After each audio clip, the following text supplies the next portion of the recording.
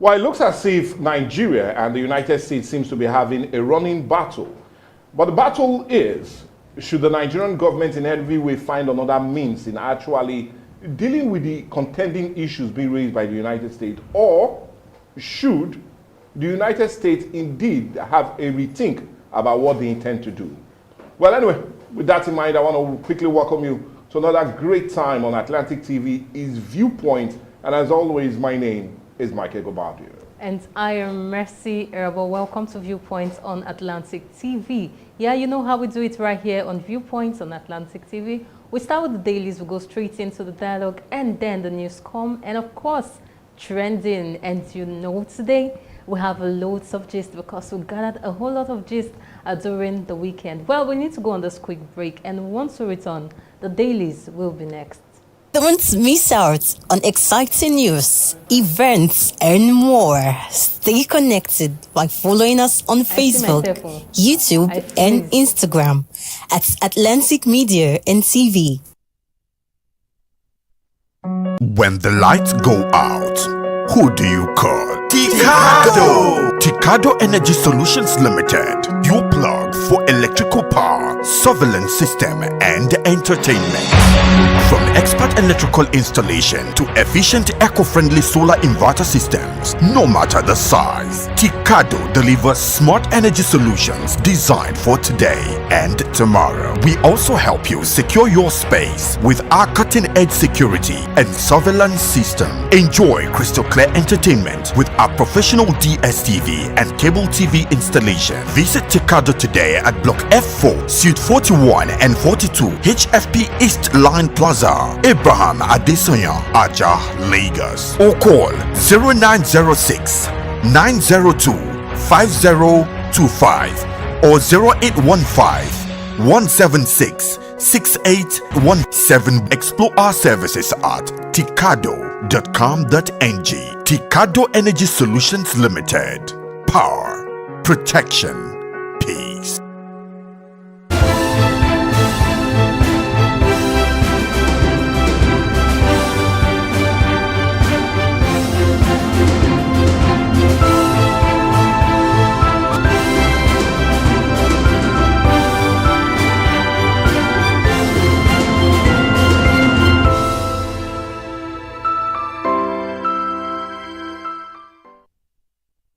Well, the papers is where we're starting off today on Viewpoint. And for review today, we have 5 papers. We have the Daily Trust, the Punch, the Vanguard, the Guardian, and the Nigerian Tribune will be wrapping things up. But you do know I always enjoy starting with the Punch, and let's see what the Punch has as a major one on the front page this lovely Monday morning.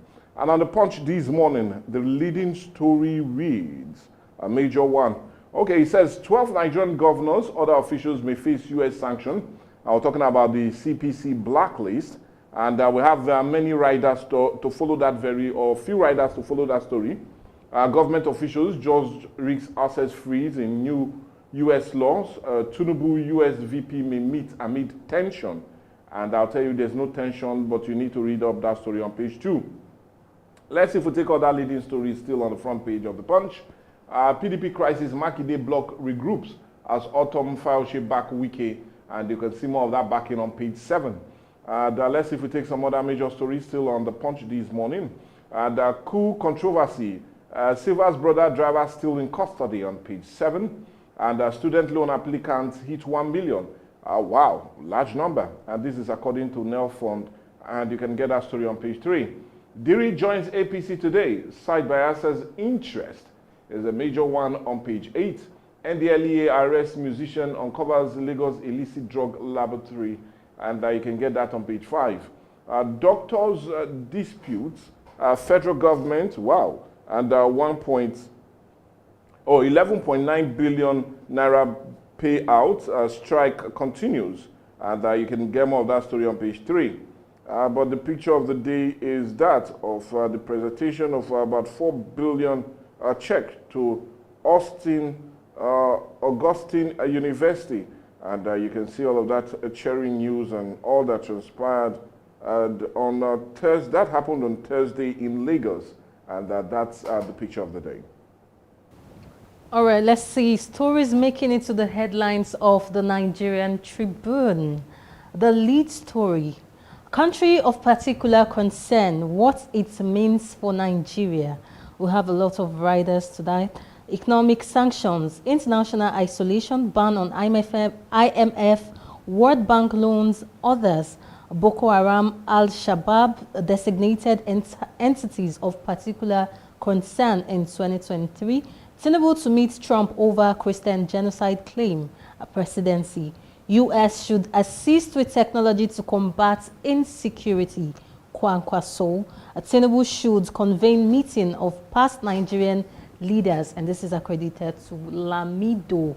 Well, more of that story is on page 3 and 4 of the Nigerian Tribune. Let's see if we take more leading stories still at the front page of the Nigerian Tribune. Manufacturers Association of Nigeria projects 3.1% real growth, 10.2% contribution to GDP in 2026.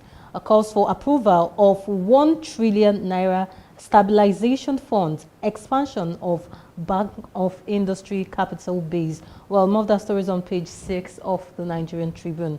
Troops kill terrorists, arrest 20, rescue 17, kidnap victims. That story is on page 26 of the Nigerian Tribune.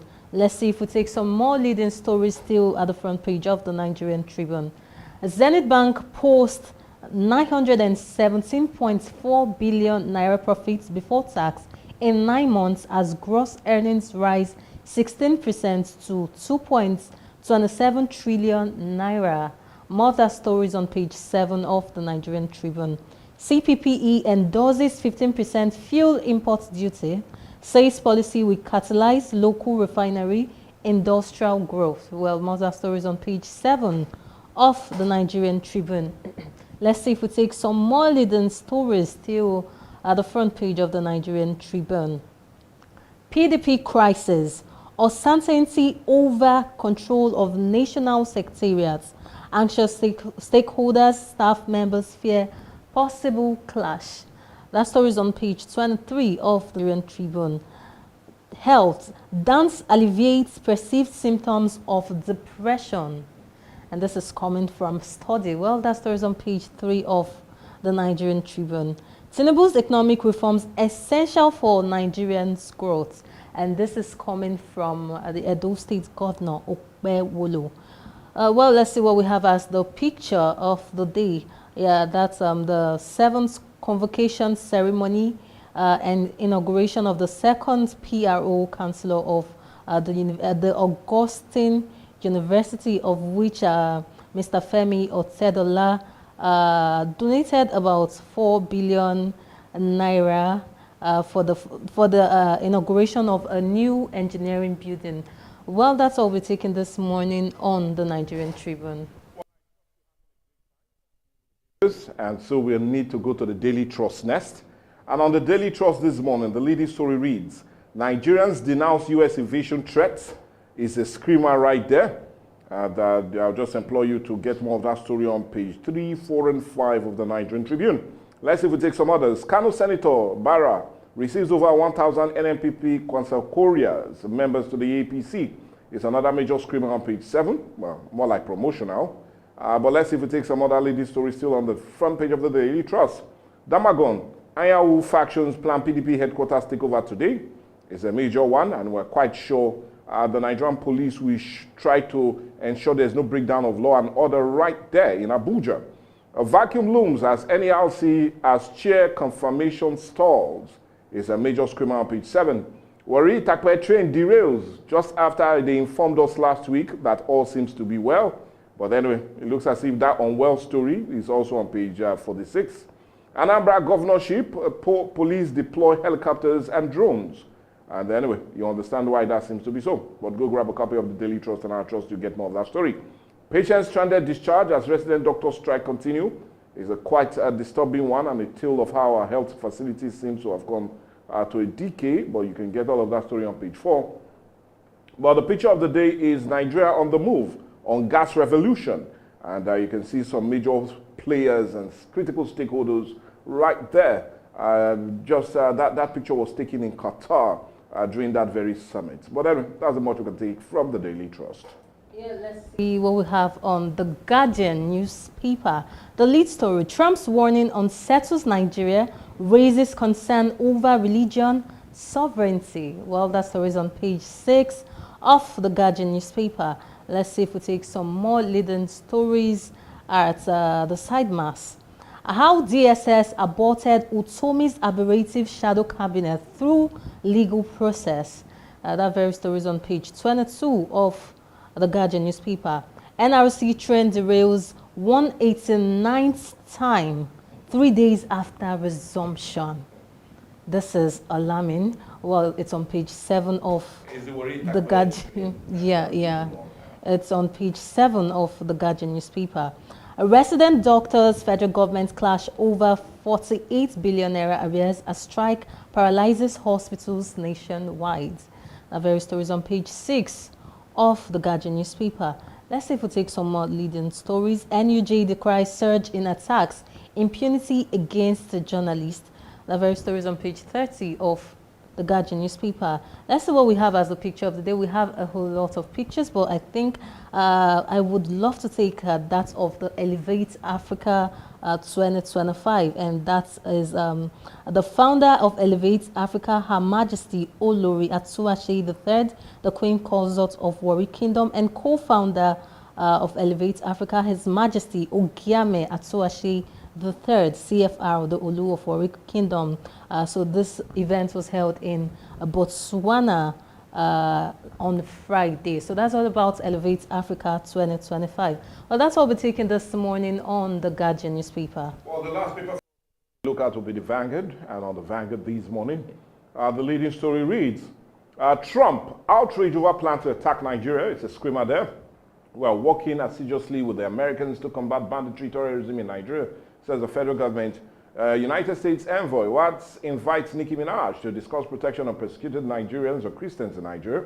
Insecurity does not distinguish religion, ethnic, or political belief. And according to Kwankwaso, Tinubu ahead of orchestrated game in America, says Onanuga, we are preparing for war. And well, anyway, you do know that the U.S. War Secretary seems to be screaming out that loud. But anyway, I'll tell you to get more of that story on page 5. Let's see if we take some other major story, especially that on page 14.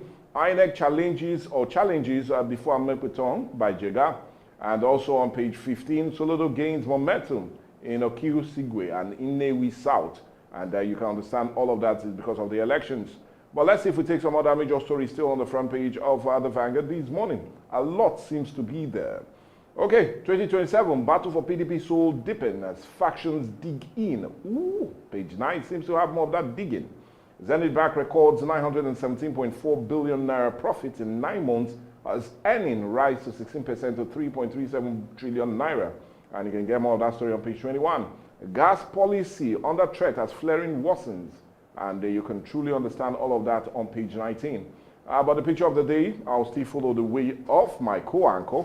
And we'll take that of Elevate Africa. And you can see the founder there. We're talking of no other person but Her Majesty Olori Atuashe III. And also His Majesty Ogiame Atuashe III, CFR, are right there in Botswana. It was indeed an elevated occasion that brought the beauty of Africa to the world. But anyway, that's the much you can take from the Vanguard and indeed from the papers this morning. I will always implore you, if you find any that truly would you admire and will want to also get a grip of, well, just go get the papers and read deep and get yourself abreast with all that seems to be happening on the papers.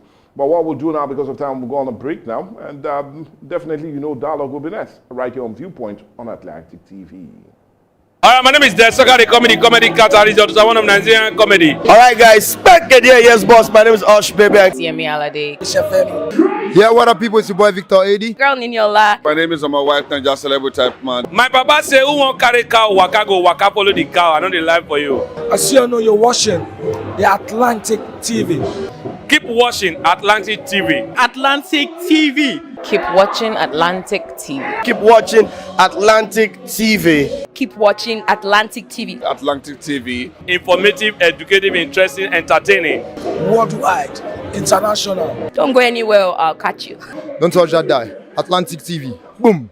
Atlantic TV, we wanna party. Atlantic TV, culturally inclined and uniquely different. Every year, millions of lives are stolen, dreams cut short, futures traded in silence. Human trafficking is a modern-day slavery. It hides in plain sight, tearing families apart and trapping the vulnerable in fear.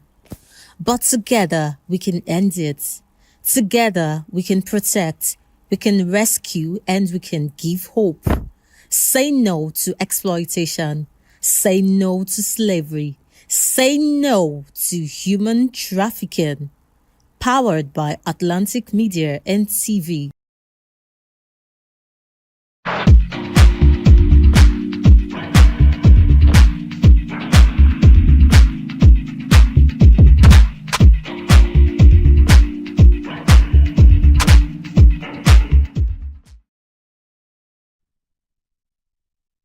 The United Nations in Nigeria this week vow to bar corrupt high-profile individuals from entering the United States.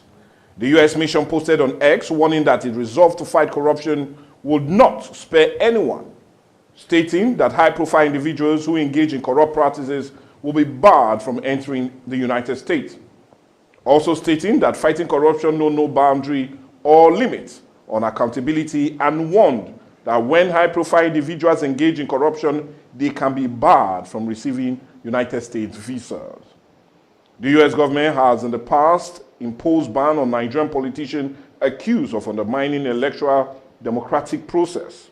Just last month, the London-based independent policy institution, Chatham House, warned that despite 25 years of reforms attempts to deal with corruption, corruption remains embedded in Nigerian institutions. He said the impact on the society was both devastating and multifaceted, undermining the country's democracy, and also undermines its people, eroding economic prosperity and negatively impacting on growth. The latest United States warning comes as Nigerian transparency advocate raises concern over alleged mismanagement of public funds, abuse of office across all levels of government. But the question remains, will this move deter corrupt officials from still being corrupt? And can this be the beginning of other countries following suit in dealing with corruption? Well, this and more as it concerns corruption in Nigeria is what this edition of Dialogue is all about. And that is ban on corrupt public officials by the United States. And that's what we're having as a major discourse today on the show. We're looking at the recent push by the United States of America to bar corrupt politicians or office holders from having the United States visa. But anyway, we're not having any visa or need any visa to bring him here. He can come in and also help us talk about it. And we're talking of no other person, but well, indeed, someone from the democracy and good governance. And I'm talking of Comrade Emeka Nwokocha. Well, Comrade Emeka Nwokocha, nice to have you on the show. Like I said, you need no visa to come to the Atlantic Media and TV building to have this discussion. But all the same, welcome to the show. Yeah, thank you for giving me the privilege. Privilege it is. But did a very strong one coming from the United States of America. And well, especially with the United States President Donald Trump, who we know is always having a change of narrative of how things are. And now he's coming with this very idea of imposing a ban on persons that are perceived to be corrupt. Well, we don't know how that will be implemented or when it will be implemented, but it's already going out there. So my question now is, what's your reaction to this very recent move by the United States of America to put a ban on corrupt office holders in Nigeria? My reaction is kudos. Kudos and kudos. You see, Mr. Mike, the corruption issue in this country is nothing we should handle with kid gloves. Most certainly. You know, it has a very detrimental effect on the people. And since about our outcry, yearnings, you know, our interventions, appeals to these governments, you know, those who are running the government, to deliver governance with transparency, accountability, and fairness, They have not actually shown signs of responsibility in governance, and they have continued, to punish, the ordinary, patriotic, law-abiding Nigerians. So for no reason. So I think the United Nations, United States of America, had and have over time expressed their displeasure over the manner corruption, is really embedded in the political system. And now they are taking it further to now want to slam, the kind of sanction on persons perceived to be corrupt. Obviously, high-profile Nigerians are situated. And I think that would send a signal, that would inspire the ordinary Nigerian, to begin to see the reason why we must, push further, for good governance. Because if United States implements this policy to the letter, I think the clarion call now will be for other nations, mostly follow through. Mostly the UK and other countries in Europe to follow suit. So if they are not denied, to go to these countries where they spend our hard-earned money on frivolities, then they will definitely have a rethink. So you are now, compared to remain in your country and do the needful. So it's another way of telling the Nigerian leaders that we are not happy the way things are going in this country. The citizens are adversely being, malnourished, being, impoverished because of your actions. And I was almost coming there of how really impoverished Nigerians have become. But my question, you raised it up. Now let's look. The London-based independent policy institute, we're talking about the Chatham House, came out just last month to say that undermining 25 years of reforms as it concerns corruption, corruption is still embedded in our own institutions. And when they talk about institutions, they're talking about our government institutions. It's still well embedded. And this is what they've come to say, undermining will have 25 years of reforms.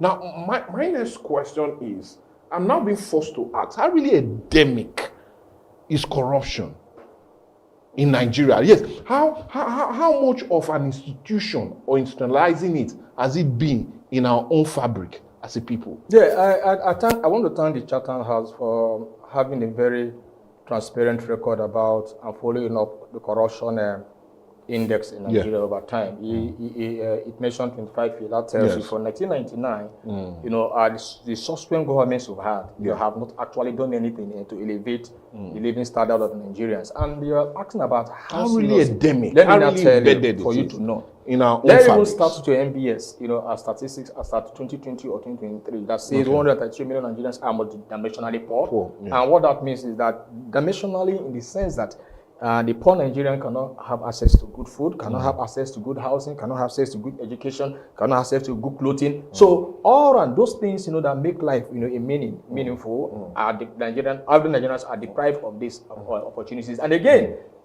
you recall that UNICEF, came up, I think last year here, with a very frightening data that 2 million Nigerians, are suffering under severe acute malnutrition. 2 million Nigerians. We'll come to the impact, but I want us to understand, that's why I'm asking you, how really embedded? Is it in our own fabric? Is it in our everyday life? Are we so used to corruption? Are we corrupt as a people? Our institutions, we're talking about tertiary institutions, health institutions, even government offices so corrupt.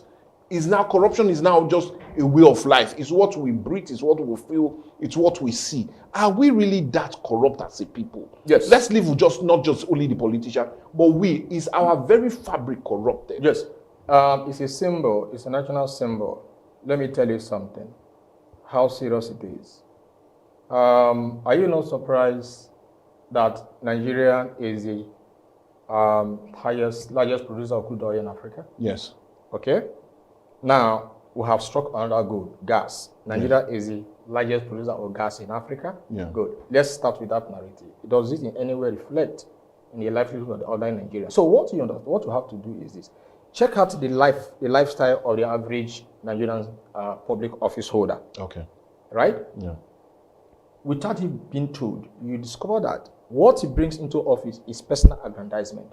Okay. He does not think about the ordinary persons. Okay. Now, even if you even go back, the humongous amount they even pay them at their emolument and salary, let's even leave it at that. You're surprised that what they spend a day is 100 times, or what they spend is 100 times what they get, claim to receive. What they claim to receive. So that is corruption.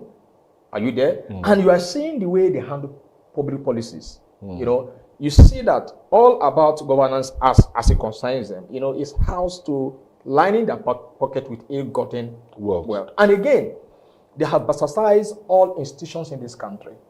Take, for instance, your police institution, which is supposed to be the next holiest, as the case may be. What do you have in the police sector today?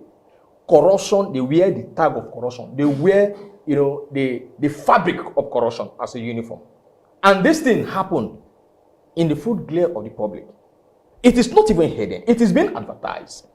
And your country, your institutions, your leaders see these things happen that stare us in the face and nothing is done. That will tell you that it has been accepted as a norm.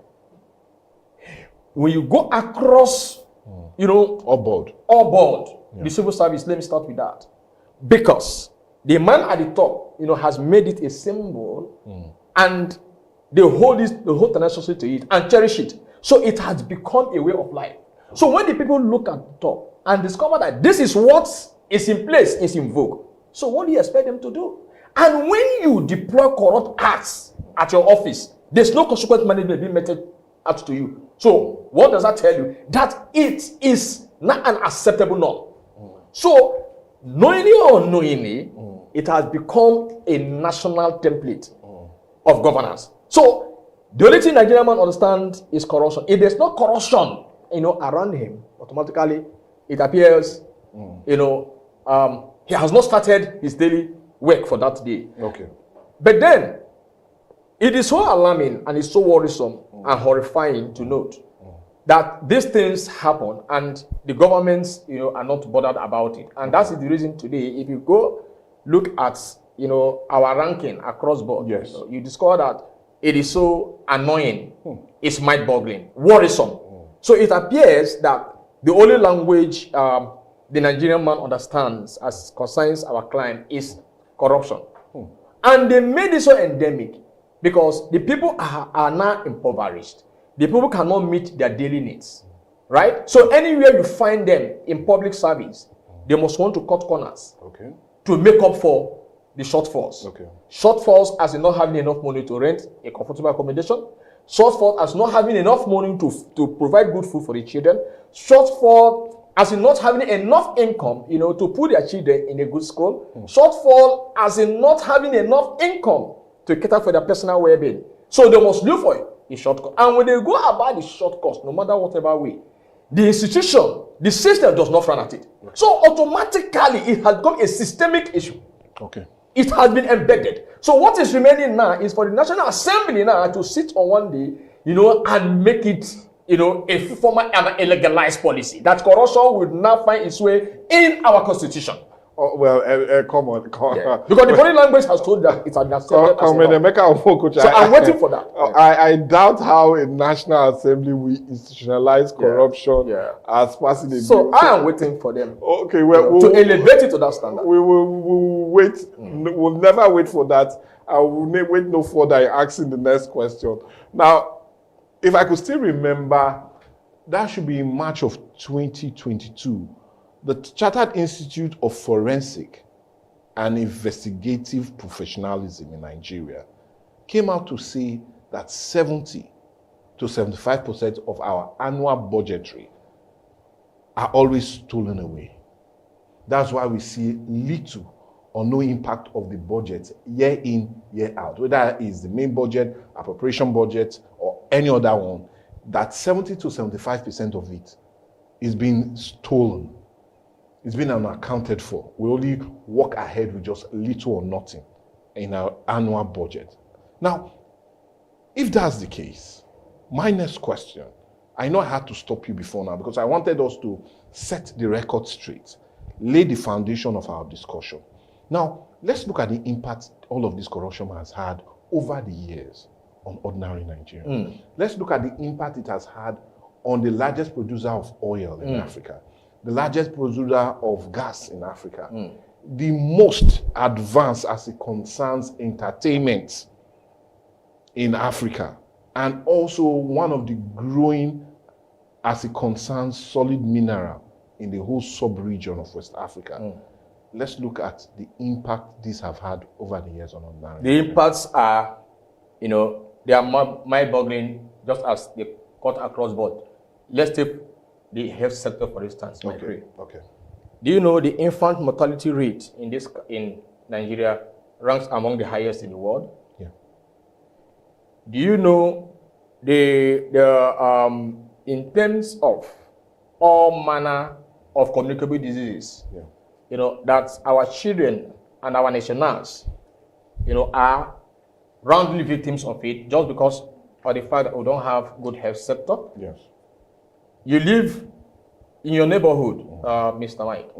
Would you be able to say that you have a health sector? You could say yes, this meets a government provided health sector that meets international standard. No. So, and across board, just as it is in Delta, health sector, that's how it is across the 36 states, including Abuja. So that tells you within the health sector, the Nigerian man, when you are sick, your faith lies in God. What government ordinarily should do for you, you know, the health insurance policy as it were, which ought to be your inalienable right, because citizens must live and be healthy for us to have the energy to develop our economy. Your government don't take along that line. They don't even care about your well-being. So when you are sick, you just need to go to church and start praying to God to get, you know, healing. You know, so our health centers, you know, are mere consulting centers. So nothing to write home about. Our doctors, they are all jetting out of our health institutions because of poor remuneration, poor facilities, and other. These things are possible to put on ground. But let me tell you, but when these public officers are sick, when they contract small headache, they fly to India, they fly to US, they fly to Europe for medical attentions. But the ordinary Nigerian man cannot find Panadol. So at the end of the day, the effect of the corruption is that money that ought to be channeled to these public services, training people say, have been stolen with impunity. They steal it with impunity. You know, they move in our streets, you know, and their ego tells you that they don't even care about your life. Now, take it down to the educational sector. Our institutions now, you know, they are mere glorified secondary schools. I'm talking about the universities. Before now, in the 60s and 70s, you know, our universities were ranked among the best in the world. But today, in Africa, you will hardly see us maintaining 20, along the rankings. You're not even talking across the board. Why? Our institutions, you know, have all decayed. Then are you talking about poverty? Let me not go there. I have read out striking statistics here. NBS said 1.3 million Nigerians multi-million power in 2022. But that is before the government of Tinubu came in and removed the fuel subsidy, which somersaulted the economy. In other words, you need about 300% of your earnings or more than to be able to sustain the life you were living before Tinubu came in. And remember that your minimum wage was increased to 70,000 naira, which cannot get you a bag of rice. Now, starting from what does that tell you? That there's mass poverty. The people who do not have a voice, they don't have a platform to complain. People die every day. The media does not capture all this. They die every day of malnutrition, they die every day of hunger. And I'm only reading out the statistics of the children from 0 to 5 because that one is alarming. I'm not talking about the adults. And UNICEF has come out to tell you that among the 2 million, that about 90% of them are at the risk of death, calling on the Nigerian government to intervene timeously. Do you know what's called 2 million children? 2 million, that percentage or that number could equal the number of some countries in this world are at the risk of death because they can't find food to eat. Malnutrition, you know, does not come as a result of any ailment. It's as a result of poor nutrition. And your country, your leaders see all this. These issues, you know, are not taken with seriousness. You know, they are not being prioritized. I have not even seen National Assembly taking up this issue and debating it and say, we must do something to save our children. These are the children that will come to inherit the Nigeria of tomorrow. And you don't even care about their life. Rather, all the money, there are always budgets, allocations to all these, to meeting these services. But do this money get to the right sources? No. Persons are there, government officials are there, politicians are there to steal all of them with impunity. They don't even care. They're not scared. Have you ever seen the country, you know, taking this serious to say, when you steal government money, you'll be accountable to it, you'll be punished in line with the law. You don't even see it. It appears when you steal the money, that is okay for us. And because the character has shown that the government tolerates, that the government, accepts, promotes, kick gloves over, corruption. So the people do it, without even minding. There's no atom of fear, care, as it were. So the impact cut across the board. Poverty has become the order of the day. Nigerians are poverty-stricken. Nigerians, are in all manner of well-being. Okay, now, if you talk like this, if you give us this narrative, it will baffle a whole lot of Nigerians that why we've not been able to rein this in. Now, let me be specific. Just last year alone, the EFCC racked in about 1 trillion naira in assets and in cash recovered from corrupt politicians. This is the highest we've had since the inception of EFCC since 2003. And yet, we still find more persons ready, like you said, to steal more. So this now brings us to this question. Why are we still having this go on? Is it our anti-graft agencies are poor to handle this issue? Is it all about our judiciary not having enough muscle to deal with these persons, put them where they should be? Because I could still remember some cases, some persons were called to give account of what they've done as it concerns public funds. They were left off the hook here in Nigeria, but they were punished and persecuted in other countries. So let's understand why or what is the reason that this is still continuing. Is it our poor institutions or our inability to drive home the push for corruption to end? The people that steal your money are not me and you, they're not small men. It's a vicious circle. They belong to the same club. They are in the club your president belongs. They are in the club your governors belong. It's in the club all your ministers belong. It's in the club all your commissioners belong. Your House Assembly members belong. So belong to the elitist corrupt club. So when you steal and you are in that club, what happens to you? It's a new club. I've not heard of that. You may not know. It's not the Premier League, though. I am telling you, you may not see this in your official archive. Okay. But apparently, what I'm telling you is what is happening. So when you steal, you are welcomed and you are applauded. Thumb up for you. In as much as you are deliberate, intentional to pepper the ordinary poor Nigerian. That's the intention of those who are managing our affairs. Their primary motive is to kill the ordinary Nigerian, pepper him, ensure you snuff life out of him. That will not be true. No, let me tell you why it is like that. There are some policies you will see. You should be able to know if you do not like me, your body language, there's a way it speaks that you do not like my presence, right? So what I'm telling you that if you are saying no, go through the policies your government is running, and they are all punitive. They are all tailored towards denying the ordinary Nigerian man his right to good living. Your constitution in section 14, subsection 2 says here that the primary, subsection 114 says the primary purpose of governance is what? The welfare and the security of people. Now, let's take up these two items. Let's capitalize on the welfare. Do you see any policy of this country, of your government, that is tailored, that is intentional, that prioritizes the welfare of the Nigerian? The answer is no. It does not even arise. It does not even well up in their hearts. It does not even discussed. They don't even care about that. So if you do not intentionally prioritize the welfare of the citizen, which is the primary purpose why you are there, then why are you there? So now that they have shifted the attention from the basics to do their own personal business, rolling Nigerian government like a private estate. That's why I tell you they belong to a club, the illicit club.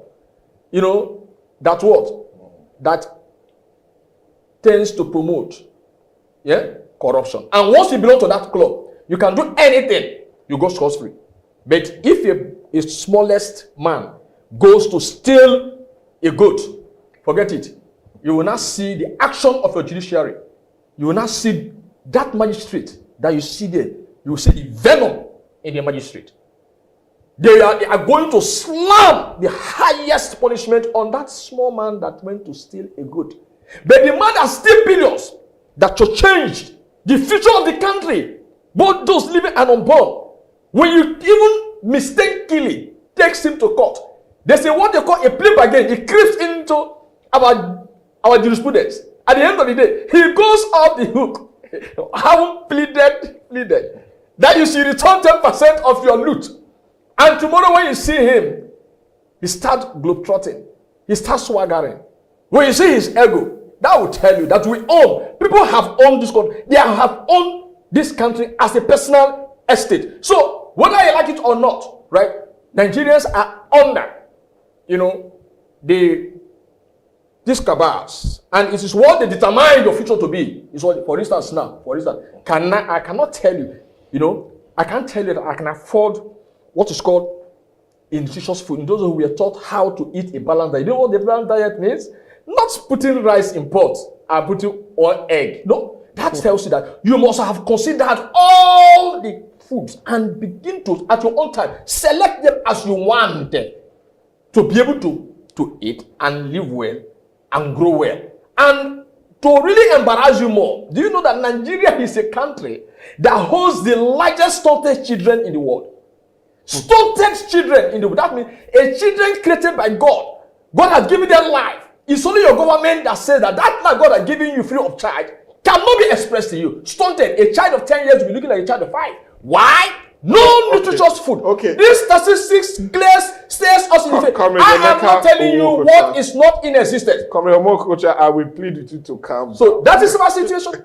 Well, I will plead with you to calm down. Yeah. We will not be having stunted children here in our discussion. We pray it doesn't come to that. But let's continue our discussion. In case you are joining us, it's dialogue, and we're talking about the recent push by the United States of America to really bar public office holders that are perceived to be corrupt. And you do know that President Trump seems to be changing the narrative as it concerns some things he's eager to see. One of them is to see that public office holders in Nigeria that are perceived to be corrupt will not be issued visa on account of allegations of corruption against them, whether they've been found guilty or not. But if you just have a tag over your neck that I am corrupt, well, forget going to the United States, because very soon, no visa for you. So just come to Budu Cattle Ranch, or you can come around Ugunu. But anyway, before you go to Ugunu, I will come back here now to you. And let's continue our discussion. Now, Nigeria scored 26 out of 100 points in our 2024 ranking in Transparency International. And over the years, our basic point has always been like 21.6%. Over the years since inception in 1996. And we even came to about 28% in 2018, which is the highest we've had as it concerns our corruption index. Now, my question is, yes, this seems to be a problem. And we might keep talking about it, keep crying about it, keep doing all we can. Shout to the high heavens, put them in prayers, put them in our daily routine in prayers, kabash in around 3 in the morning. At the end, put fasting that will still impoverish you in the afternoon and in the evening, but yet things are not changing. So what do you feel our anti-graft agencies and the judiciary, which you complain seems to have double standards, should now start to do for us to curb this? Whether we cry or not, it's still there. What do we need to do as a people to end this madness? Who set them up? They didn't just start existing on their own. The Nigerian government set them up and gave them terms of references. And they are under the whims and caprices of the presidency. So what the president tells them to do is what they do. Are they independent? No matter what you say, are independent, corrupt. These are just mere rhetorics. Are they independent? If they are independent, then they should go all out. And I can tell you, if they are ready to do their jobs, all prisons in this country will be expanded and more will be built. I said it here or in one of my engagements that any Nigerian leader that leaves the office, if you have immunity that covers you while you're in office, as soon as you leave, your next sabbatic leave should be in the prison. I have said it without missing words. I would not even need to go to court, right? Because all of them are roundly corrupt, and they advertise. But that would be putting a tag around your neck. Yes. Let me tell you something. Would that be? It is my opinion. Any person that says he is not corrupt, I will challenge him to public discourse. Did you declare your assets before you took that office? Most of them did. Mike, most of them did. Declare an asset in Nigeria. Did they make it public? How do you declare an asset? Sincerely. It ought to be a public discourse. It shouldn't be done in secrecy. You right? Okay, when you are living in office, if you did you come again? To check. To balance the equations. So, see, what I'm telling you that the EFCC and ICPC. The ICPC are ready to do their job to clean the audience table. All our politicians, 90%, would be cooling their heels in the prison. As soon as they leave, they will find them in themselves in the next sabbatic leave. And in their sabbatic leave should be in our prison. And again, if we are intentional, if they are intentional, I want to see them now expanding our prisons, or we call it correctional center as it were. Be ready for the work. I said you have to clean the audience table, because it is not a child's play. Because some persons said sometime that if we do not kill corruption, corruption will kill us. And the corruption is killing us. It has even killed many. We are about to kill more. But we have to intervene. But the institution, which is the government, must give it a nod. Give it a nod, not playing a double standard. It's a clarion call to the president of this country, in the person of His Excellency Ahmed Bola Tinubu, to save Nigerians from the drift we are heading, from abyss. Because if we do not do this, my creed, I fear what the future portends for this country. Because we do not have any institution again you could call your own any longer. Okay. Yes. Because services are no longer delivered. They are no longer deployed, they are no longer delivered. The human life, does not matter anything to this country any longer. The sustainability in terms of life does not matter anything again in this country. In short, the welfare of the people has now been threaded out. No person talks about the welfare of the people any longer. What's ordinarily supposed to dominate the public discourse. So at the end of the day, the ordinary Nigerian is now, at the receiving end. I will tell you, in confidence that you are saying 70,000 naira is the minimum wage of the average Nigerian, Mr. Ray. In the worry we are living, the smallest one-bedroom apartment you call self-contained, how much does it go? That tells you, I have made it known here or somewhere else, that from the standard the Nigerian government has said, the low-income earning Nigerians are supposed to be living in the forest. Oh, come on. And come to work for the forest. Oh, come on. Yes, because analytically, let us be, sincere about our analysis.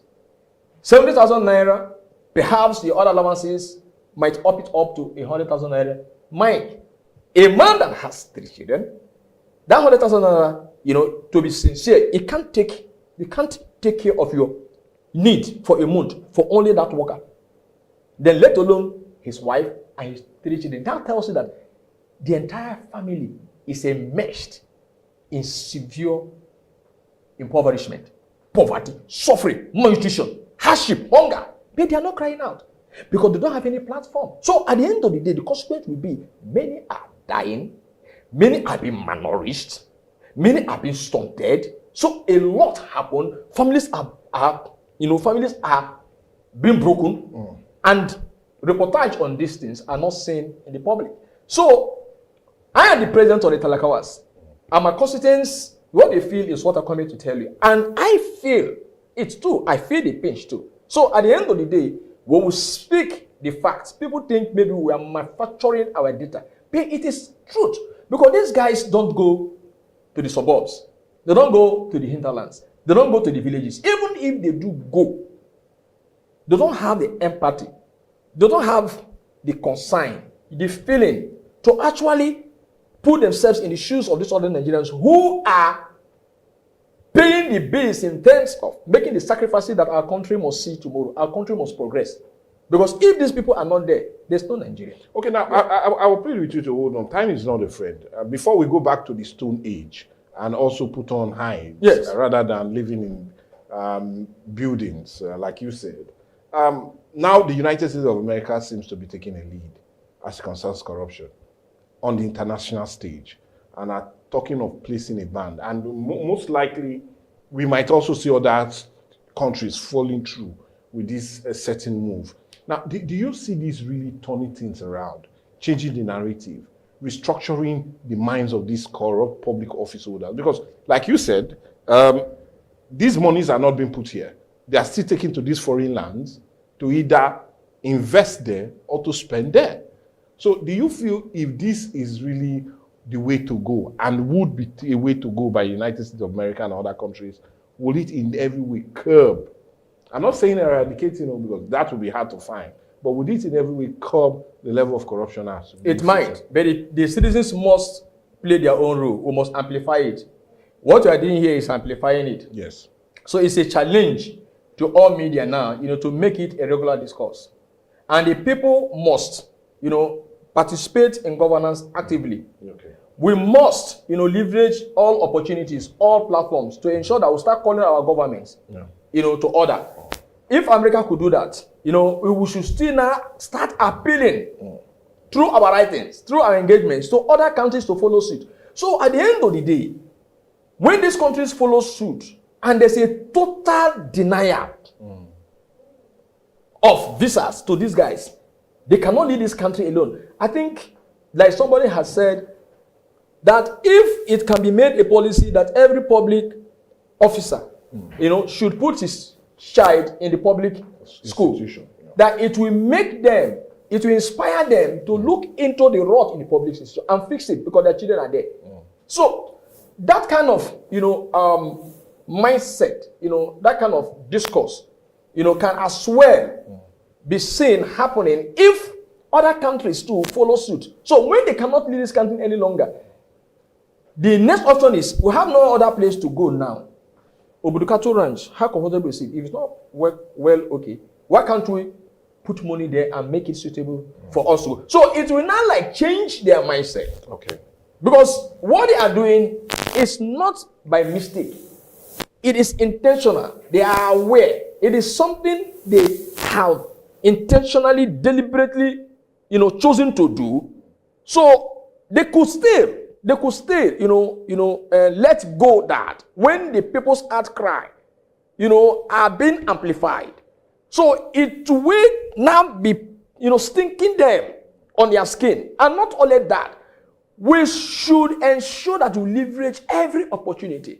We should ensure that we start taking these guys to think our judiciary are not really, firm. But to a very large extent too, I will tell you that when we start doing that, even those at the judiciary will definitely begin to know that it is only this country we have. So if we kill this country, now where would we run to? So we start knocking this sense into them. Before you know it, it will start changing the orientation. And their policy will begin, to be tailored, towards providing the necessities that people need to live life and live it comfortably. And that is the only thing the average Nigerian is looking for. The average Nigerian man is very, very resilient. He's dogged. I mean, he does not even dwell on luxuries too much. So he needs the basics to actually live his life. And he doesn't have any problem. Why not provide it? Why not provide water? Provide housing, good infrastructure, good education, good health facilities, and all. And provide jobs for the TV youth that are ready. That are used in other claims that don't want to work. But Nigerian youth want to work. If you go to school, if you see how people struggle to get to school, because they have the intention that they want to better their lives. When they have struggled, gone to school and came out, a government ought to applaud them, to compliment their effort, because they are coming to put all they have learned to develop the economy and this country for the betterment of everybody. Instead of you promoting that entrepreneurship, you are killing that spirit. I don't understand. Okay. So what I do understand, I don't understand. What I do understand and what I will not want us to kill is the discussion. Yeah. But I'll really make you understand that we're really out of time. And I've been giving the signal because time is not a friend and we still have a whole lot to talk.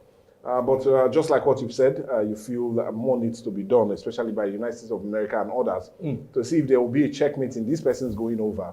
They might really have a rethink and think of developing our own country.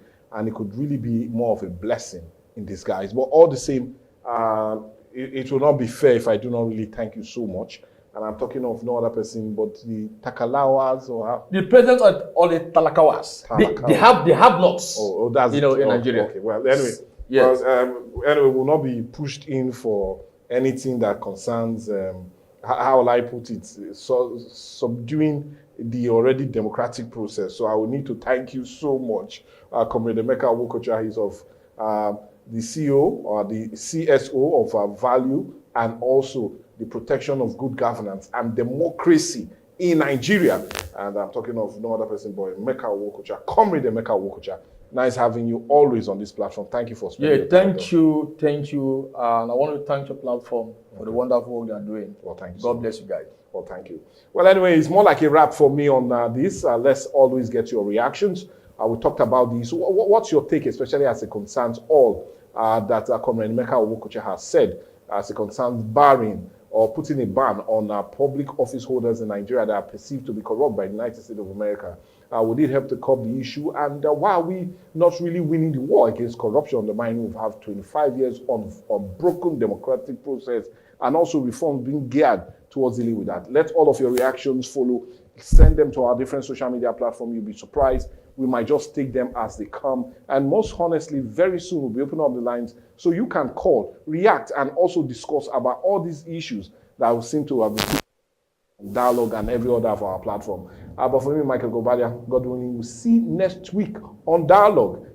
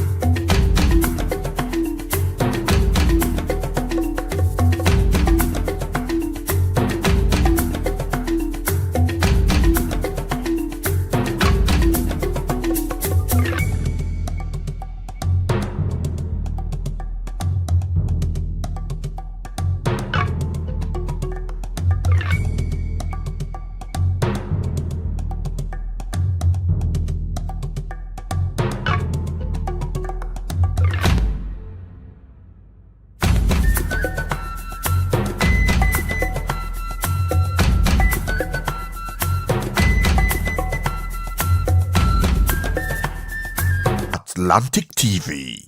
Culturally inclined and uniquely different. I am SP Dafe Bright and this is Delta State Police Command. Today we'll be treating and addressing an issue that's different from what we've been doing before. Not parading suspect this time, but bringing to you a very important information. Do we know that over 85% of Nigerians do password their phones, whether it's Android phones or iPhones? There's always a password. But how come when we lose our phones, by the time we go to retrieve our lines, we go to our bank to check our bank statement, we discover that these people who collected these phones must have siphoned the phones. Now, there are times the people who steal these phones, it is not your phone that they actually need. What they need is your SIM card. Now, how does the SIM card become useful to them? Not just any SIM card, but a SIM card that is linked to your bank account, the one that you usually use to receive SMS alerts. That is what they need.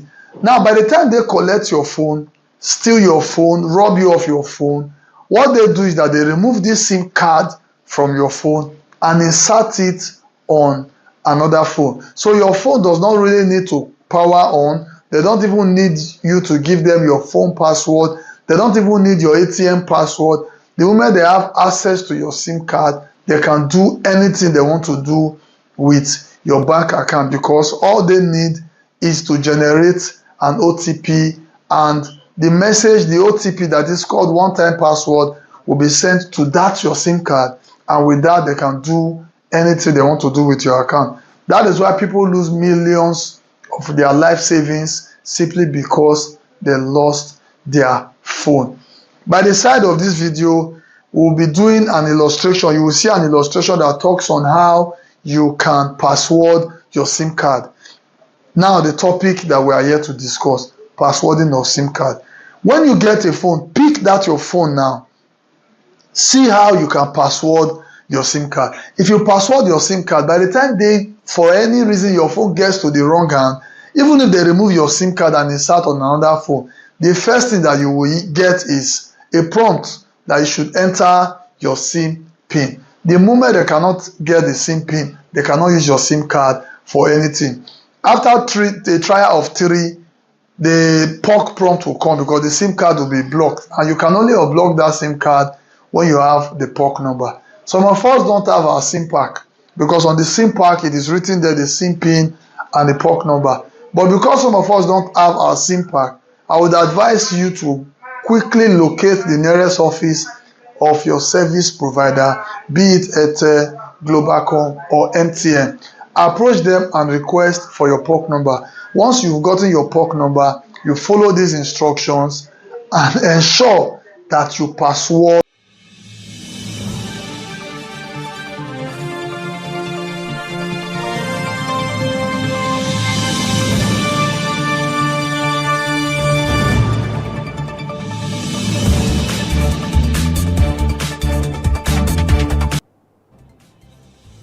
Good day and welcome to our daily news roundup on Atlantic TV. I am Michael Gabadia. Here are our top stories. Trump or Tinubu to meet Trump over Christian genocide allegation in Nigeria. Reps move to curb drug alcohol abuse according to National Summit plan. 15% fuel duty to boost local refinery, says ex-Ipman chief.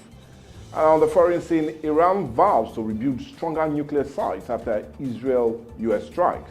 And talking sports, Wolves sack Pereira after a winless start for EPL season. Now to the news in full. The presidency says President Bola Ahmed Tinubu will meet President of the United States Donald Trump in the coming days to discuss allegations of Christian genocide in Nigeria. Bola said both leaders share common interests in combating insurgency and global terrorism. He highlighted that Trump previously supported Nigeria through arms sales, which Tinubu administration had leveraged to record what he described as massive results in the fight against terrorism. The planned meeting follows Trump's recent comment accusing the Nigerian government of ignoring attacks on Christians and his decision to classify Nigeria as a country of particular concern. In a post on Friday, Trump claimed thousands of Christians have been killed in Nigeria, calling a congressional investigation and possible action against the Nigerian government. The statement has since generated widespread debate over the accuracy of his claim and its potential diplomatic implications. The presidency insisted that the meeting aimed to strengthen bilateral relations and clear misconceptions surrounding the country's counter-terrorism record, as both leaders prepared for high-level discussion in the coming days. A special advisor to the president on publicity or policy communication, Daniel Bala, confirmed this via a post on X, noting that the talks will center on counter-terrorism cooperation and clarifying misconception about terrorist attack in Nigeria. Away from that, the federal government has officially transferred the completion of key federal road projects in Abia State to the state government. Minister of Works David Mahi announced the move on behalf of President Bola Ahmed Tinubu during a grand civic reception for Governor Alex Otti at the Eyimba International Stadium in Aba. Governor Alex Otti expressed gratitude to President Tinubu for granting Abia approval to take over the roads, describing it as a practical step that directed benefits to the citizens. Earlier, the minister, alongside Otti and members of the National Assembly, inspected ongoing works on the 56.1-kilometer Umuahia town or Toa Aba section of the Enugu-Port Harcourt dual carriageway. Umuahia criticized the Arab contractors for delays and gave them a one-month deadline to deliver the remaining 4 kilometers of the project. He also inspected the Aba-Port Harcourt section handled by CCECC, warning that poor-performing firms risk contract termination. Stakeholders have hailed the federal government collaboration as a pragmatic model that could fast-track road development, boost trade, and strengthen regional integration across the southeast. The affected projects include the Owerri-Umaka Road, the Umuahia Road, the Omeze Bridge, and the Umuahia Iket-Bene Road, all critical transport corridors within the southeast. Umuahia described the development as a model of partnership under the Renewed Hope agenda, saying it reflects the president's inclusive approach to infrastructural delivery across Nigeria. The House of Representatives is taking decisive steps to tackle Nigeria's growing crisis of drug trafficking, alcohol misuse, and substance abuse. Chairman of the committee, Temiye Adelegbe, disclosed these after the committee's inaugural sitting, saying the initiative targets companies and industries operating within the drug, alcohol, and tobacco sector. It said the probe will focus on the abuse of codeine-laced syrups, tramadol, and cheap spirit cocktails, as well as underage marketing and the sale of substandard products. The committee will also examine weak regulatory enforcement and corporate complicity that have threatened public health. He also listed key laws guiding the probe, including the NAFDAC Act, National Tobacco Control Act, Alcon Act, and the FCCPC Act, warning that any attempt to mislead or conceal information will be treated as contempt of the National Assembly. The committee will also collaborate with law enforcement experts from Customs and the NDLEA to ensure credible, field-driven investigation. Lawmakers said the upcoming summit will produce a national framework to curb the rising tide of drug and alcohol abuse among young Nigerians and strengthen compliance across industries. An ad hoc committee of the Green Chamber says it will hold a national summit in Lagos and Abuja to gather public input and deliver lasting solution to what is described as a national emergency.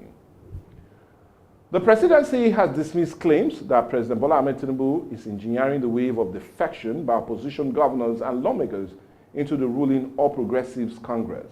Since 2023, the opposition landscape has continued to shrink, with 6 governors and over 70 federal lawmakers, 16 senators, and 56 members of the House of Representatives crossing over to the APC. While reasons such as political alignment, access to federal benefits, and fear of anti-graft probes have been cited, the presidency insists Tinubu has played no direct role in wooing defectors.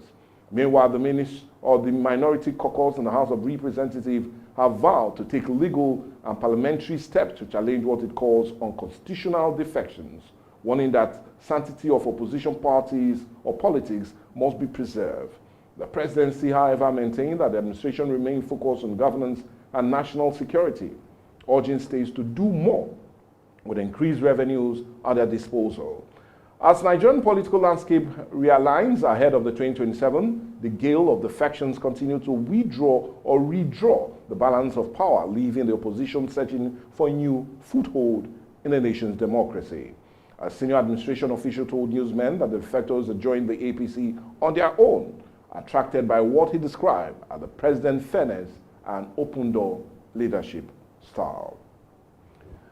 A former National Operation Controller of the Independent Petroleum Marketers Association of Nigeria, Mike Osatui, has applauded President Bola Ahmed Tinubu's approval for 15% import duty on petrol and diesel, describing it as a strategic move to protect local refineries and attract fresh interest or investment into the downstream oil sector.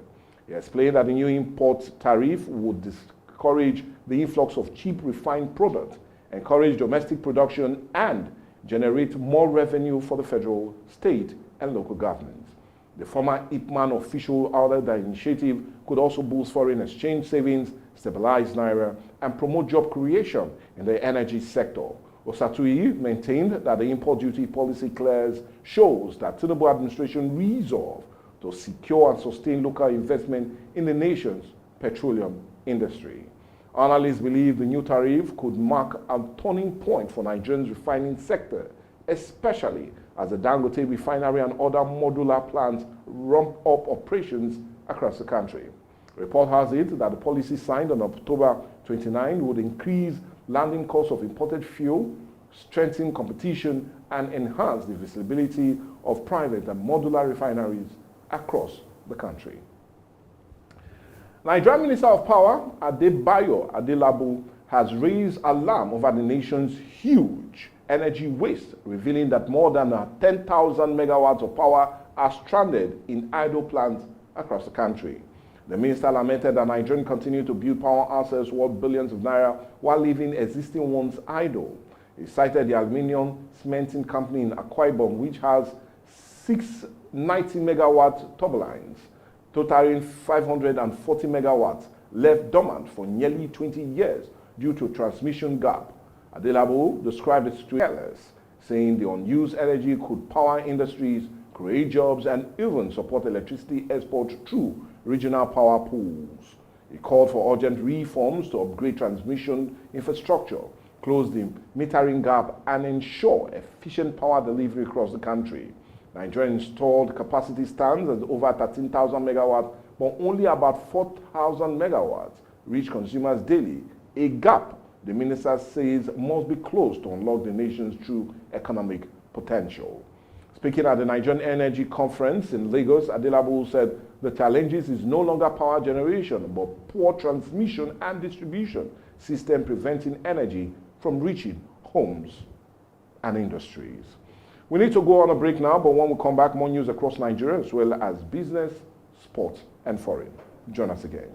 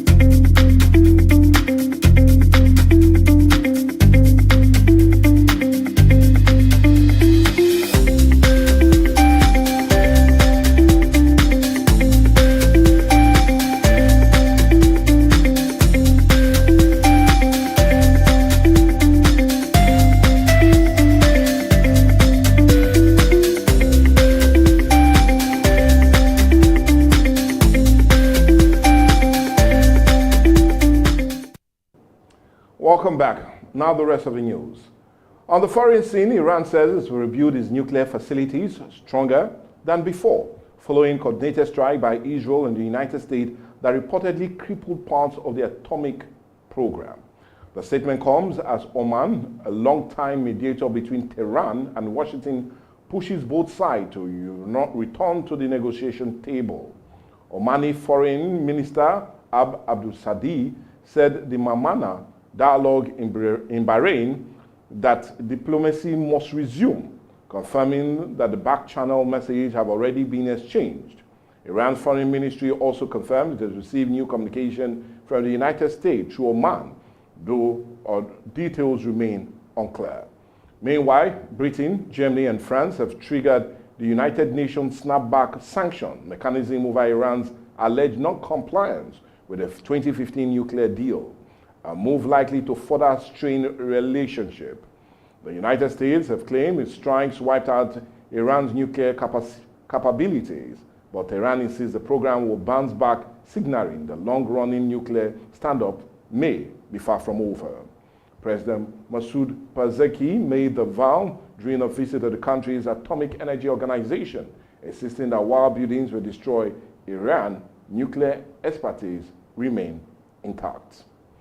Still on the foreign scene, the British Transport Police have ruled out terrorism in connection with a mass stabbing aboard a train in eastern England, which left several passengers injured. Superintendent Joy Loveless confirmed the suspect was detained shortly after the attack and are being questioned in custody. He assured the public that investigators have found no link to terrorism, describing the incident as isolated. Emergency teams responded swiftly and passengers were treated on the site before being moved to nearby hospitals. Police have since increased patrol across rail stations in the region to restore commuter confidence. Officials are urging witnesses to come forward as investigation continues into what authorities describe as a serious but contained incident. Authorities said 2 British nationals have been arrested on suspicion of attempted murder, a 32-year-old black British man and also a 35-year-old Caribbean descent. Now to the sporting scene. In England, Wolverhampton Wanderers have parted ways with head coach Victor Pereira after a disastrous start to the 2025-2026 Premier League campaign. The club confirmed the decision in a statement on Sunday, describing the team result and performance as below acceptable standard. Pereira, who took charge last December, helped Wolves avoid relegation last season but could not replicate that form this term. Wolves have lost 8 and draw 2 of their opening 10 games. Under 21 head coach James Collins and under 18 boss Richard Walker will temporarily take charge while the club search for a permanent replacement. Executive Chairman Jeff Shee thanked Pereira and his staff for their service but admitted the poor start forced the board's hand. Wolves have not provided a timeline for announcing the next head coach. The Molex side return to Premier League's action next weekend, hoping for a fresh start under interim management. The Portuguese manager was dismissed after failing to win any of his opening 10 league games, leaving Wolves bottom of the table with just 2 points and 8 adrift of safety. Still talking sports, the stage is set for a thrilling DFB Pokal round of 16 showdown as Borussia Dortmund will host Bundesliga leaders Bayern Leverkusen in one of the stand-off towers. Sunday draw also handed defending champions Stuttgart a home clash against second-tier Bochum. YBB Leipzig, twice winners, will welcome Bundesliga second side Magdeburg. Elsewhere, Borussia Mönchengladbach take on St. Pauli, and Hamburg are set to battle Kiel in an all-northern affair. Bayern, who haven't reached the semi-finals since 2020, will be desperate to avoid another early exit when the matches kick off in December. From Dortmund to Munich, football fans are bracing for high-stake clashes as Germany top clubs vie for a place in the quarterfinals of the DFB Pokal. Meanwhile, record 20-time champions Bayern Munich face a tough trip to Union Berlin as they aim to end a 4-year wait for the club or cup glory. And that's sporting news and the news right here on Atlantic TV. We'll always inform you that if you have any news worthy to be reached or rather to be read right here on our platform, please do reach us on our different social media platforms and we'll have them right here. I still remain Michael Gobadia. Bye for now.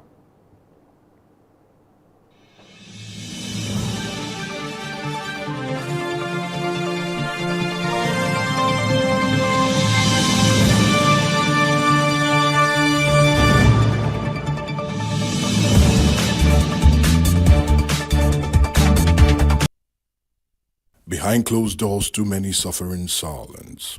Too many lives are scarred by violence in the very place that should bring peace, the home. Domestic violence is not love. It is pain.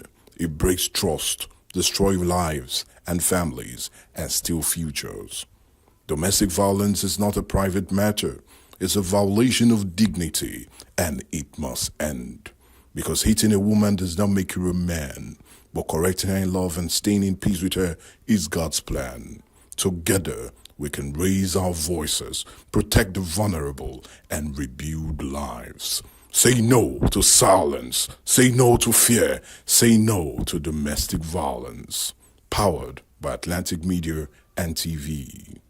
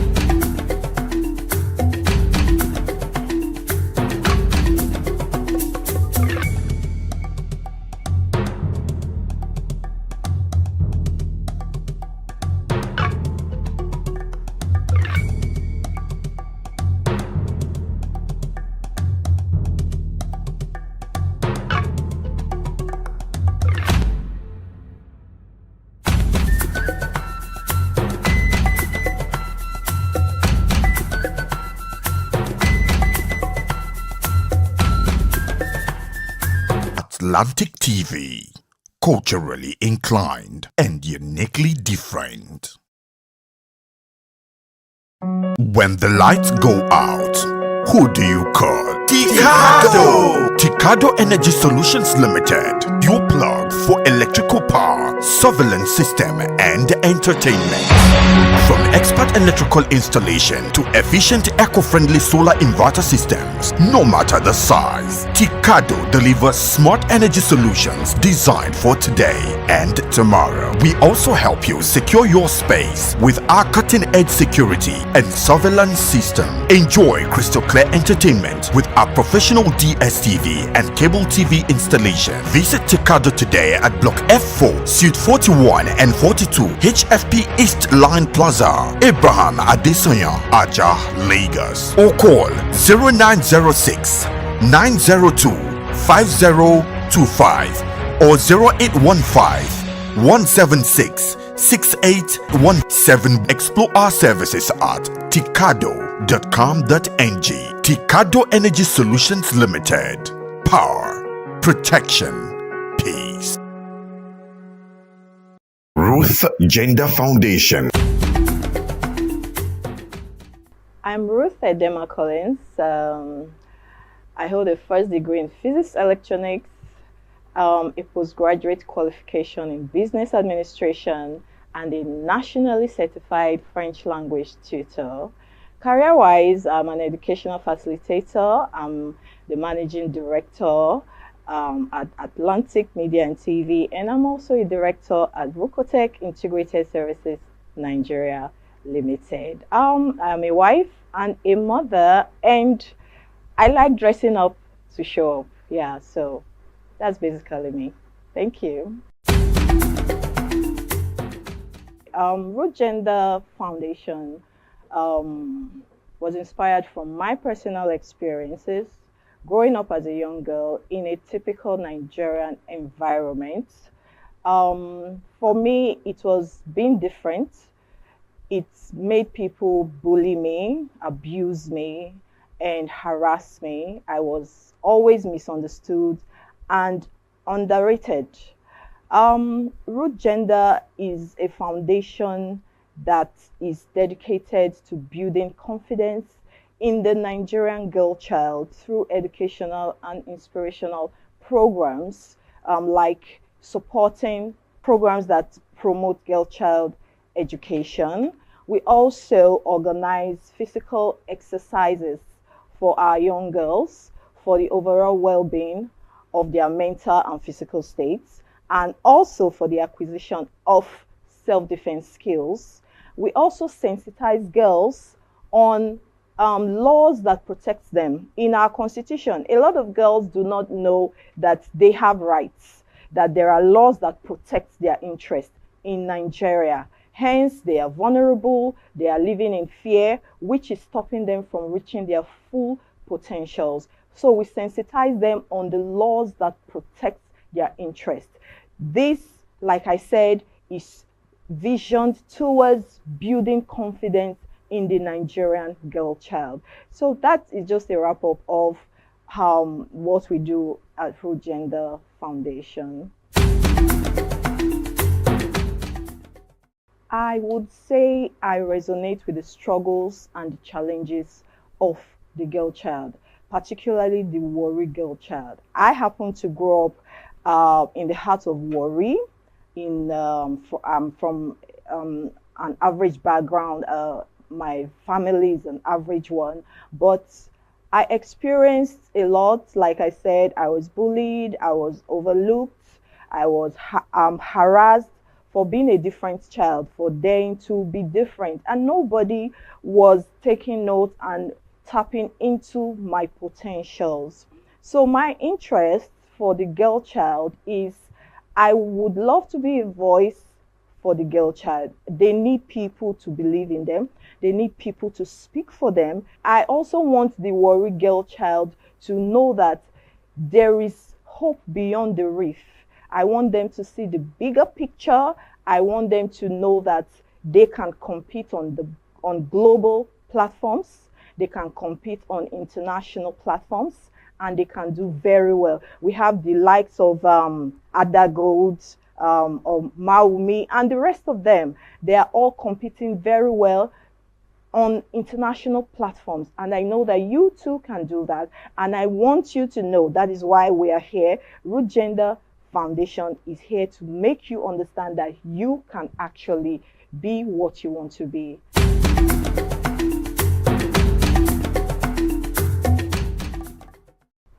As part of our objectives at Root Gender Foundation, we are dedicated to promoting girl child education. Like I said, I represent the brand Warri Girl Child.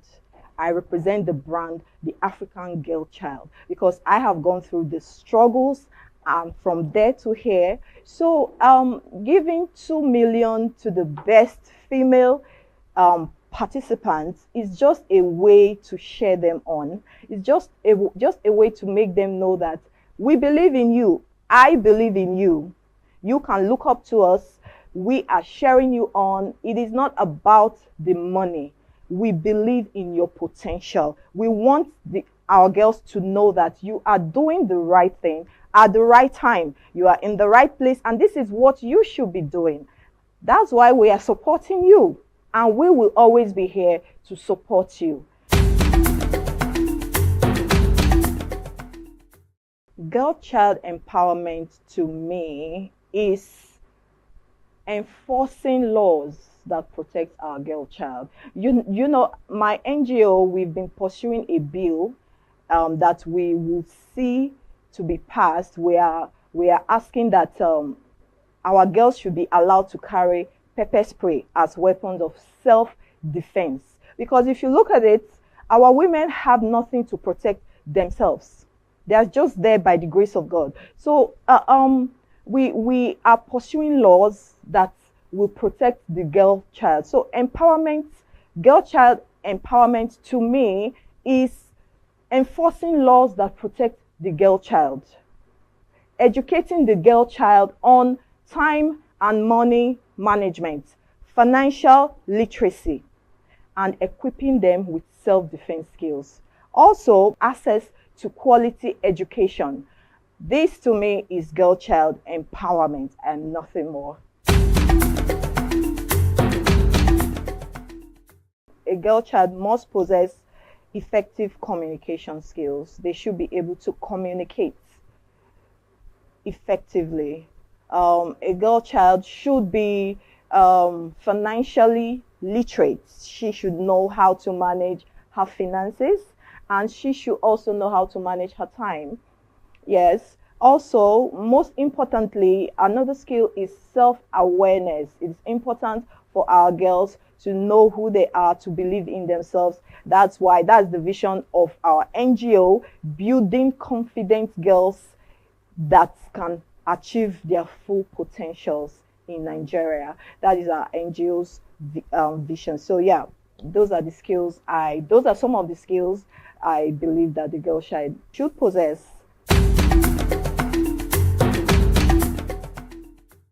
She needs role models. She needs people that have dared that path and have made it.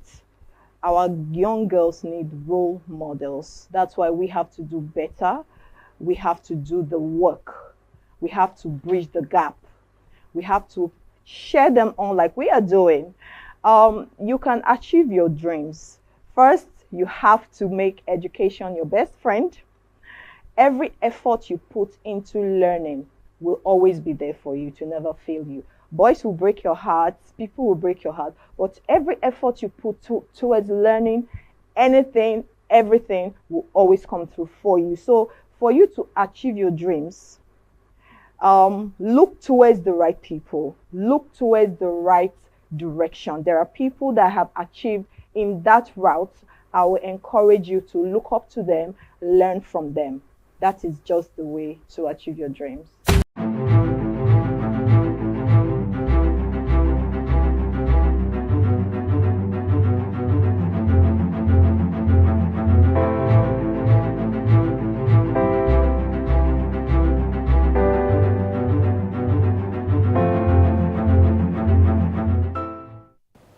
Welcome back. If you're just joining, it's Trending O'Clock, and you know what we'll do right here on Trending. We'll talk about all the trending gist on the internet and, of course, give our opinions about them. I am Mercy Erapo, and you know, once it's trending, I can never be alone. In the studio, who is joining us today? Mr. Michael Gubadia. Mr. Michael, thanks for always joining me on Trending. Well, anyway, it's always interesting to be a part of Trending, especially on the first working day of the week. It's when I know a lot of lovely stories will be making the rounds on the social media. Yeah, of course. So without wasting time, let's just dive straight into it. Yeah, Nigerian TikToker Jarvis is making major headlines after threatening legal action against popular TikToker Pella over allegations of money laundering. Here's what went down. Pella made damaging statements suggesting Jarvis was involved in suspicious financial dealings. That's some form of accusations, but let's see the footage. For all of you, they shout laundries. Say me, man, me they say laundries in laundry. I been do laundries. Once it concern me and money laundries, one of the shouts. I don't do those one who. Man, I know they share this for you. If you give me from your ass in me. Now I know they do too much for live stream. I know they like that. But they do the thing for her. She come. I say, no worry. As you don't come, say everything will be alright. If I lie, I keep to my promise. I make sure everything dey good. See, I say Jarvis, oh yeah. See, Jarvis, maybe you get like 20 million. You bring them, come to Lagos. I can say, yeah, you know something. Let us do it like this. According to Jarvis, this comment did not just attack her image, they painted her as a criminal, and she's not having it. After this, her management released an official statement asking for the immediate apology from Pella and his management team. So he finally came out to say that he didn't actually know the meaning of money laundering. Then, after all, school is not a scam. Like, you just came out to point out somebody as doing all of these financial dealings, and next you're coming out to say you just saw somebody type money laundering in your comments and you felt that was the right word, and you went to use it to tell the whole world that she is into money laundering. So school is not a scam, and this is why we say most of these persons that just get opportunities to be in the limelight, they kind of misuse it. Because if he was schooled, he wouldn't just go out to say she's into money laundering and all of that, in as much as allegedly they're into a relationship, which is not really my business. The same way her management team is not really finding it funny if they're into a relationship or whatever. They're asking him to come back and tell the whole world that he is really sorry, else he might have to face legal actions. This is interesting, Mr. Michael. Well, it baffles me that a man of his age, a man of his popularity, and a man that has a whole lot of followers does not understand the full meaning of money laundering. It is really surprising, and I'll plead with some of these social media influencers to ensure that they do their backup before they come out to feel they are saying something they need not to say.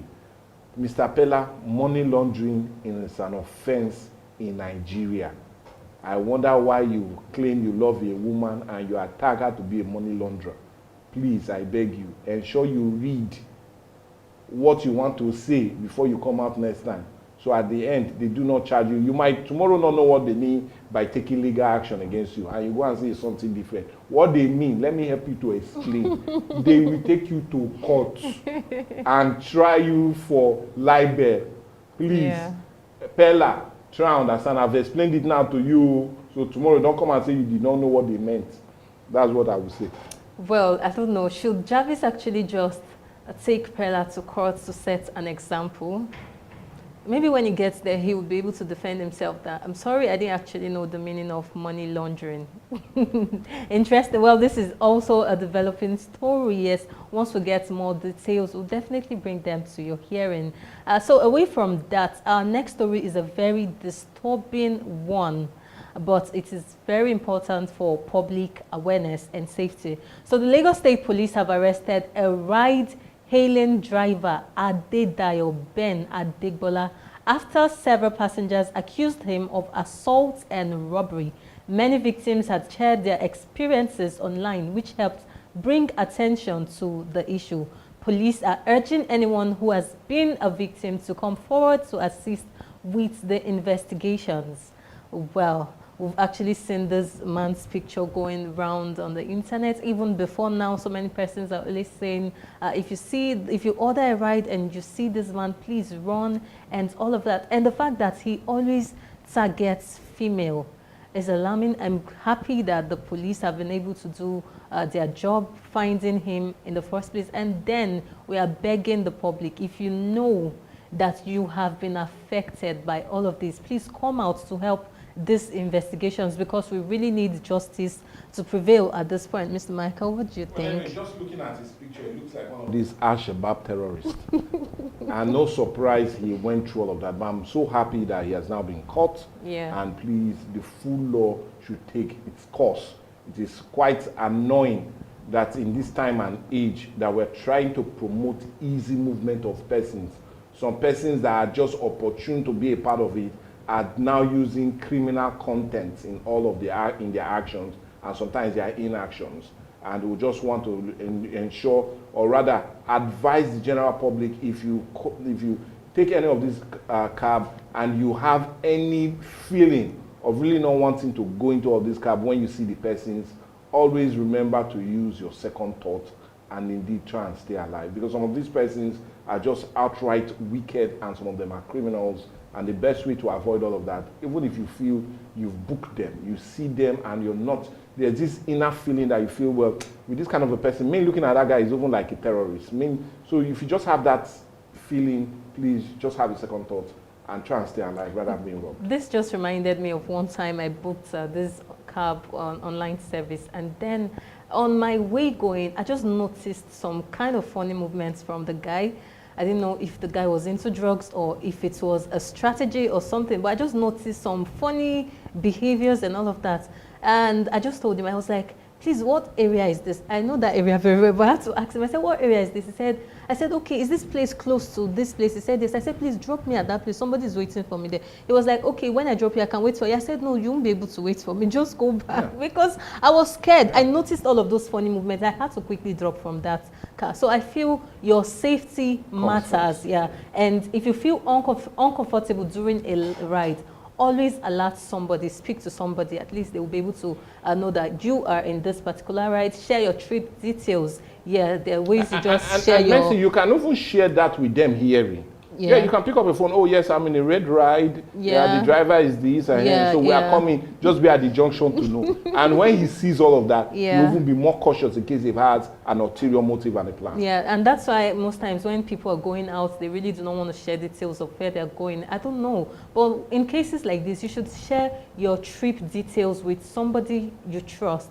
At least when anything happens, they will be able to monitor your movements and all of that. And also, use safety features on all of those apps. Yeah, they have some safety features that you can just click on and all of that. So that is it. So your safety matters. It comes first. Well, this is also a developing story. We're still waiting for the public, the people affected, to come out and tell the police what they went through to help the investigations. And once we get more details on that, we'll definitely bring them to you right here on Trending. So away from that, gospel singer Nathaniel Bassey is making headlines after revealing that he has refused to monetize his YouTube channel for the popular Hallelujah Challenge.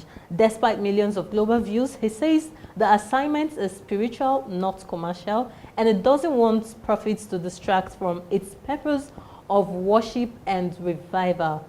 Well, this decision has sparked mixed reactions online. Some persons are saying, well, heaven is the goal. He needs to use it. He needs to face his calling and not the money aspect, the monetary aspect. And some persons are saying, well, he can actually just monetize it and still use it for the work of God. Well, let's see some reactions. This is truly inspiring. In a world where everything is measured by clicks and revenue, Nathaniel Bassey's decision to prioritize spiritual impact over profits is a powerful reminder of purpose over profits. It shows that the true influence isn't about money, it's about touching lives and spreading positivity. Millions of people around the world are being uplifted through his music and message, and that kind of impact is priceless. Respect for staying true to his calling. And Chooks is saying, no, this is totally wrong. He can do it and send money to orphanage.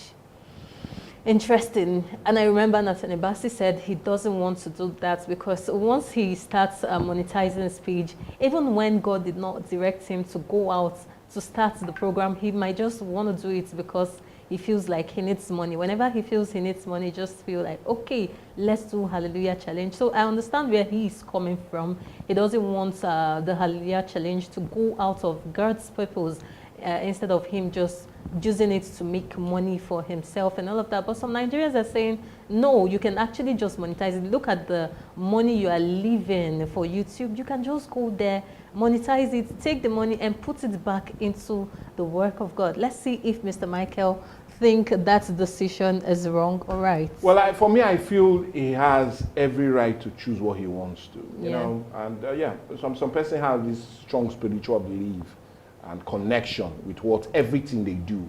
And if he doesn't really want to monetize the Hallelujah Challenge, well, best be it. That is his own opinion and his own option to take. It's his money. If he doesn't want to make money on it, well, so be it. But, you know, just like the advice someone gave and said he can send it to orphanage, yeah, maybe he doesn't have that feeling for now. But it's also a very good advice. Yeah, it will still help a whole lot, especially with the trying times we seem to be and a whole lot of difficulties that is facing a whole lot of young and also orphans in Nigeria. Will be a best way for him to think towards but not to push him into doing it. You just say, please do have a rethink about that very comment and see if you really put up that challenge. Because I do know it's having a whole lot of followership as it concerns that very challenge. And you do know that money will definitely come on account of it. So just think of putting it somewhere that will be far more profitable spiritually too. Will also give you that inner feeling that I know you are seeking to have, and that feeling of, yes, I feel I'm doing the right thing. Well, I feel God has not really directed him to do that. And once God does, he will definitely do it. I think he has to follow what God wants for the Hallelujah Challenge. So let's see if our audience really wants gospel content to be unmonetized, or can revenue still serve as God's work. So you know you can engage with us through our social media platforms on Facebook, on YouTube, on Instagram at Atlantic Media and TV. So let's see what we have as the last story for today. Yeah, should I say, I always save the best for the last. A heartwarming moment from Delta State yesterday. Governor Sheriff Oboriwori was seen serving as an usher in church. The clip has been trending, with many praising him for showing humility and a spirit of service despite his high office. Well, let's see the footage.